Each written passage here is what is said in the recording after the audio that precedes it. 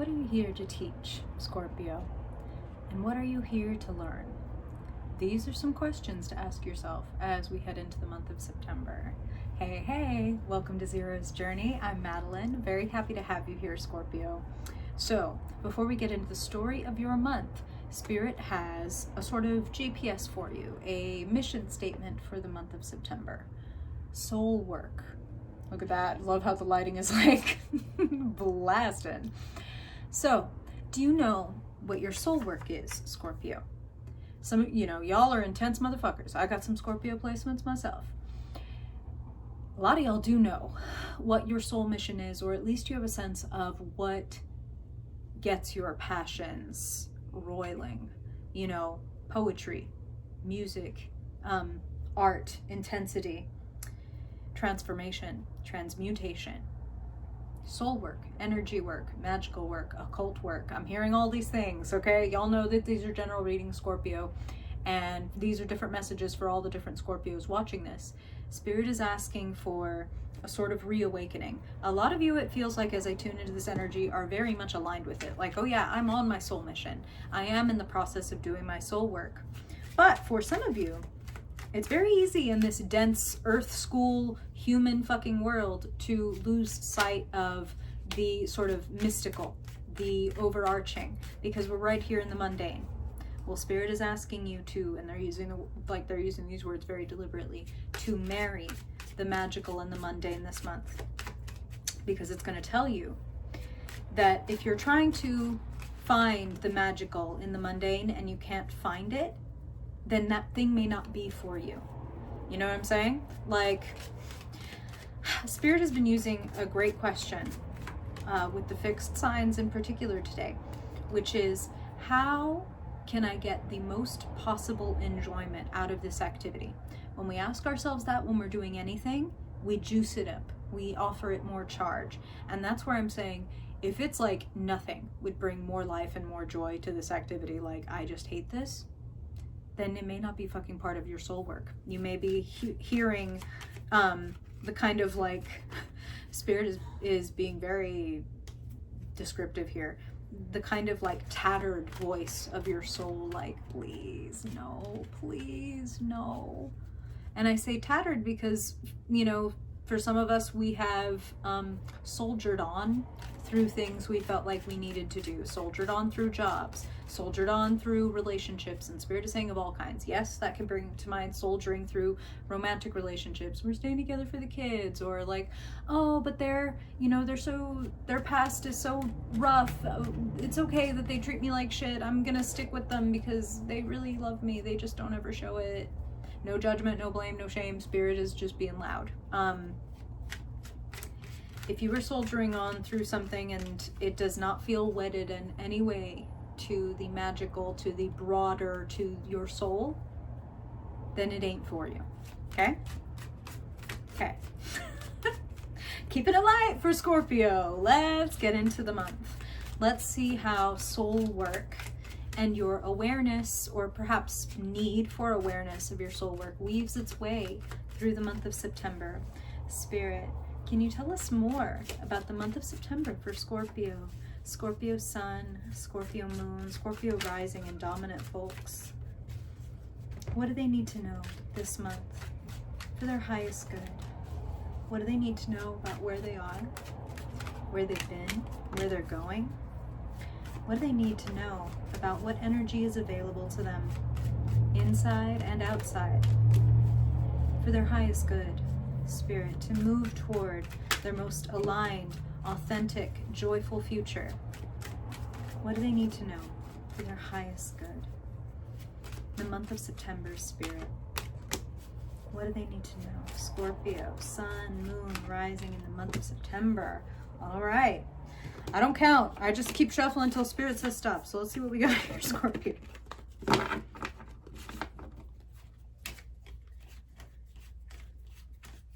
Bonus card. All right, let's go. September for Scorpio. September for Scorpio. Spirit is reminding me, this goes especially for those of you that might have Scorpio rising, but this goes for all Scorpio placement people. we are in Virgo season, which is then followed by Libra season, which is then followed by Scorpio season, as you probably know. So when the sun is lighting up Virgo, that's 2 houses away from your first house, Scorpio, right? So Scorpio starts the clock. That means if we count backward 1, 12, Libra, 12th house. Count backward 1, 11, Virgo. Your 11th house is the house of soul work. That's what Spirit just reminded me as I was shuffling these cards. The 11th house is big dreams, dreams that require a team in some way, whether it's a network or an audience or an organization, far-reaching goals, social ideals, big groups and organizations and causes that we align ourselves with. So Spirit is being quite loud and clear for you, Scorpio. Let's get into the month. Wow. Yep. Soul work. Hierophant, the literal, like they call this the Pope of the tarot, or like the priest, you know?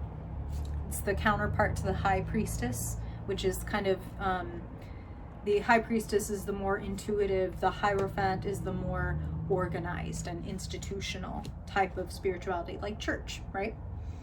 Okay, let's see what we got here. Pardon me, excuse me, planet. Very sorry, I need more room. Beautiful.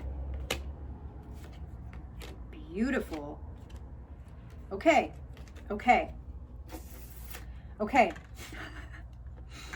Pardon the triple OKs.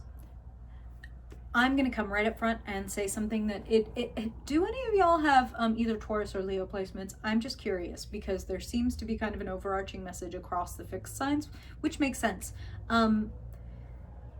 I feel like I rarely say things like this. I feel like it would be, I won't say the wrong decision. I feel like it would be the less beneficial, less joyful, less aligned decision to stick exactly with the way things are going right now. Let's talk about it. Center of your reading. I love this card, actually. 4 of Swords. It's a card of take a break, rest. You've been thinking quite hard. This is in the past. 2 of Swords. It's great that we've graduated to a 4 of Swords, okay? It's like, Spirit is saying for some of you, I don't know, okay. Spirit's showing me some of you literally taking exams. Like, I'm studying, you know, for the MCATs or the LSATs or my master's degree or some sort of big test, the bar exam, something like that. And like, your brain needs a break. So regardless of whether you find yourself as one of those people that's like, you've been spending a lot of your glucose, a lot of your brain energy on one of those things, you've been spending it on something. And for some of you, it's been very much like a stalemate, which is more frustrating. And Spirit is being very specific. They're saying this, because at least when we're thinking about something that like there's room for development, or like there's some excitement in the decision, things move. There's no movement here. This feels stalemate. This feels stuck. This feels like maybe some of you feel like there's no win. Like, you know, should I stay or should I go now? I'm fucked either way. Like, that's like Spirit's being funny, but they're saying it like that. And they're not saying that that's the truth. They're saying that's how it feels. You need a break. And like they said, if you're not literally one of these people that's been like studying for a big test, that's how your brain is feeling, where it's like, I'm spent.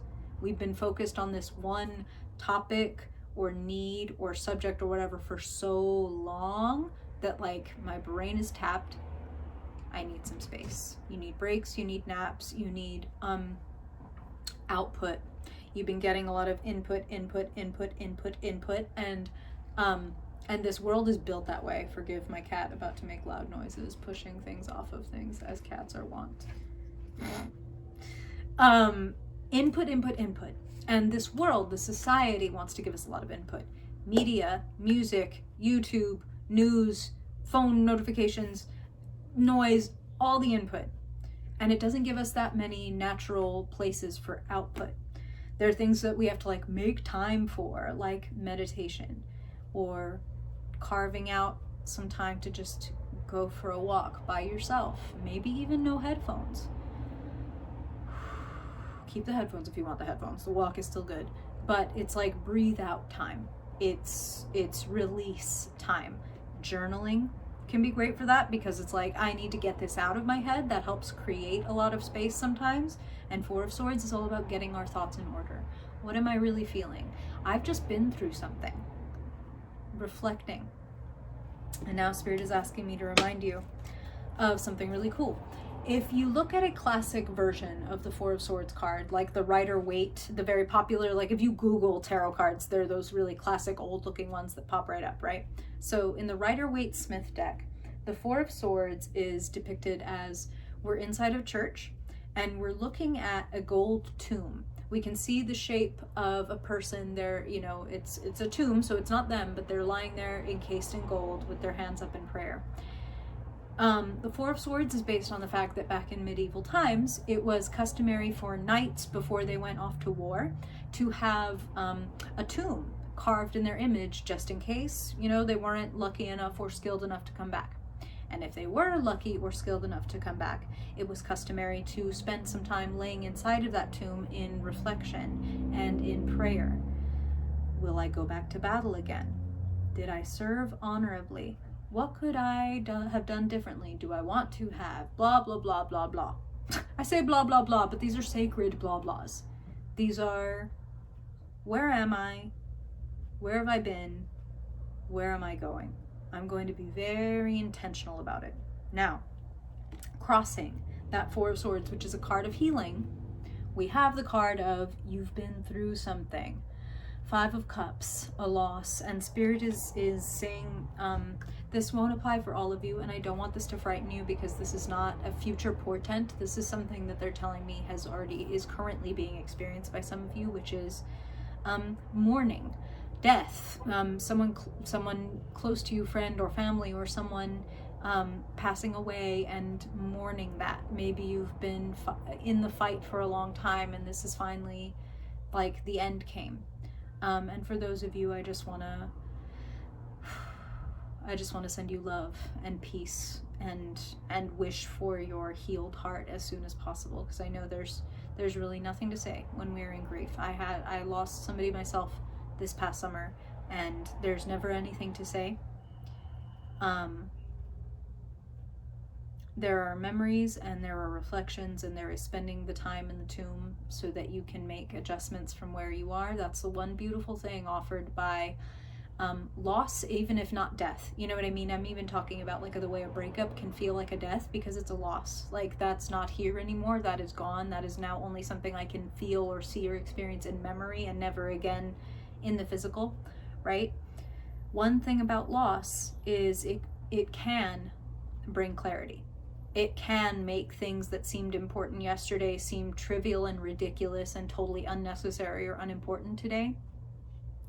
And Spirit is asking you to, as much as you can, wherever you find yourself, Scorpio, to tap into that aspect of grief and taking time and space. Is like, what really matters to me? What am I really fucking doing here? What is my time on this planet? How is it spent? Is it well spent? Do I like where I am? Do I like where I'm going? Consulting your inner Hierophant, which is where this card is sitting. What's going on inside of you? Your own inner spiritual master, your own sacred wisdom, keys to the kingdom, Spirit is saying. So that phrase may have popped up or been popping up in a movie or a show or whatever, something in your life, and Spirit is kind of tapping you on the shoulder like, hey, we're here, we're listening. Crowning your reading, Page of Pentacles, something new. Embrace a new skill or a new opportunity. This is where I say, and I'm going to jump right to the key and conclusion of your reading. Like I said, I've got a lot of beautiful stuff to look at first.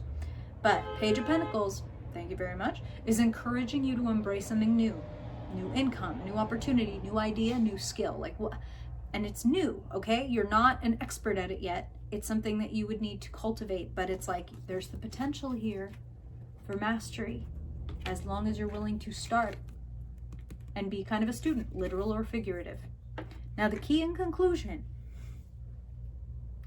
is that if you're impatient, ironically, you might keep yourself where you are, limited, unable to move, unable to make many adjustments. So don't make rash, impulsive snap decisions, even in an attempt to leave the situation, because it feels like it will just circle back to the same shit. So it's kind of like if your situation, for example, is or was, I gotta get the fuck out of this house. Like, I can't live with my family or this person or whatever anymore. I need to get the fuck out of here. There, I took the first place that showed up on, like, you know, when I Googled, and sight unseen, I accepted the place, and then I got scammed out of my money. And now I'm right the fuck back where I fucking started, and if anything, I feel more, like, frustrated or crunchy, like, repressed, like, stuck. And Spirit don't want that for you. You have, wow. You've got 3 out of 4 fours in this reading.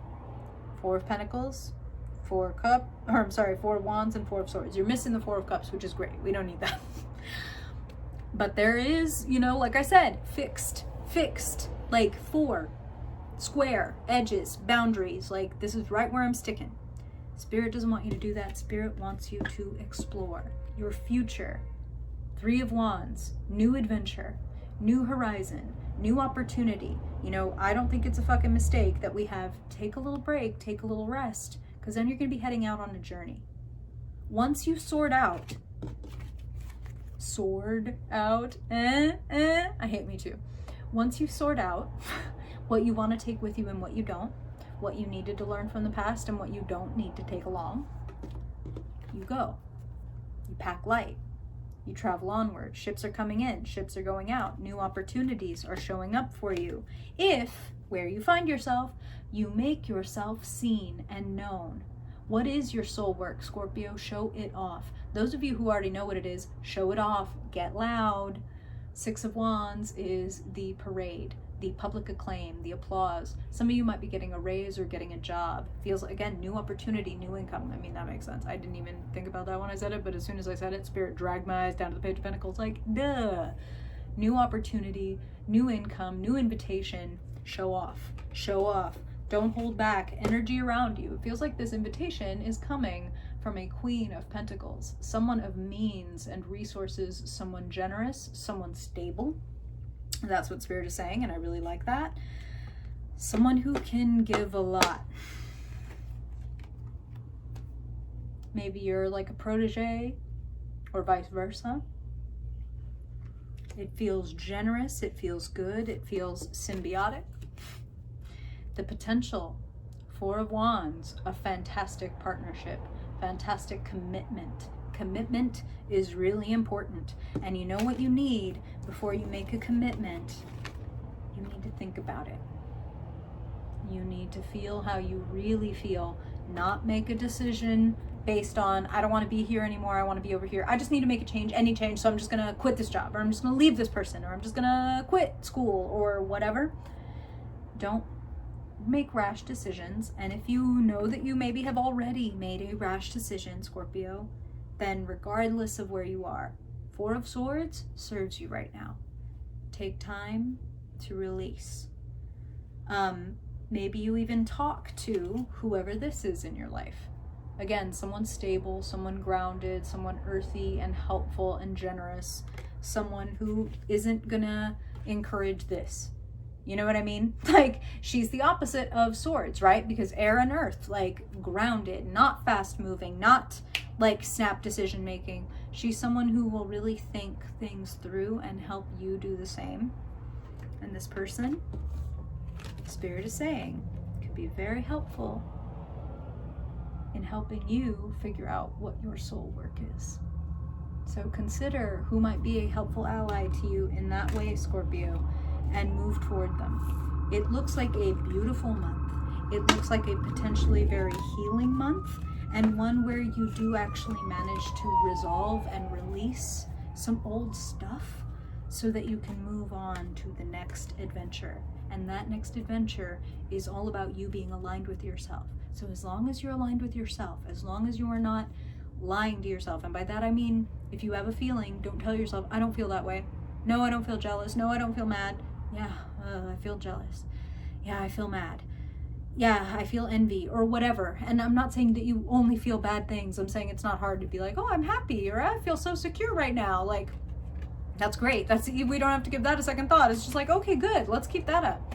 But when the shitty stuff comes, when the Two of Swords comes, when the Five of Cups comes, to allow that, to quietly, calmly, compassionately, Four of Swords-ly, reflect on it, interview it, make sense of it, understand it.